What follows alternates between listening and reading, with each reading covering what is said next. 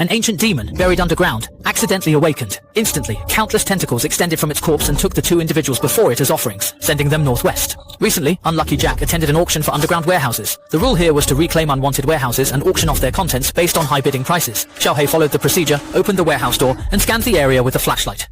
He showed everyone a glimpse of the contents inside, then locked the door, signaling the start of the auction.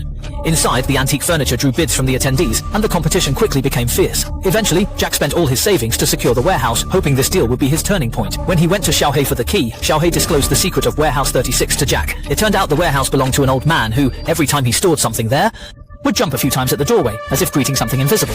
Thus, Warehouse 36 had a reputation of being somewhat of an enigma. At the end of his rope, Jack didn't care much about the mystery, and after handing over the key, Xiaohei completed the transfer. Just as Jack exited the management room, he bumped into a distressed old lady. It turned out she was the wife of the original owner of Warehouse 36, and she merely wanted to retrieve some meaningful photographs from inside. However, Jack demanded $1,000 for the access, leaving the poor old lady unable to pay. She could only curse Jack, wishing he would die tragically someday.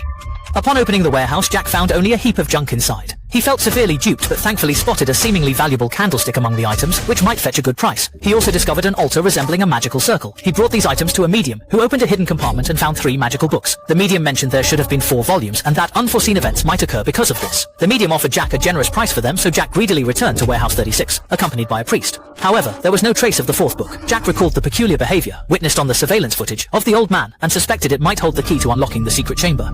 Sure enough, there was a hidden chamber behind the wall. At the far end lay a dried up corpse of a woman. Rumor had it that the old man sacrificed his sister to the demon, and the 4th book was nearby. Jack, seeing an opportunity for wealth, ignored the priest's warnings and approached the altar holding the book. Accidentally, he broke the magical circle sealing the demon. The demon awoke using the woman's corpse as a vessel, and devoured the priest standing in front of it. At this moment, Jack thought running away wouldn't help. He frantically searched for a hiding spot in the dim warehouse corridors. Just as Jack was about to run outside, he discovered the exit doors were tightly locked, and the elderly lady from daytime appeared outside. Jack pleaded with her to let him out, but due to the events of the day, she ignored his requests and walked away. Now Jack had no escape and ended up as a feast for the demon.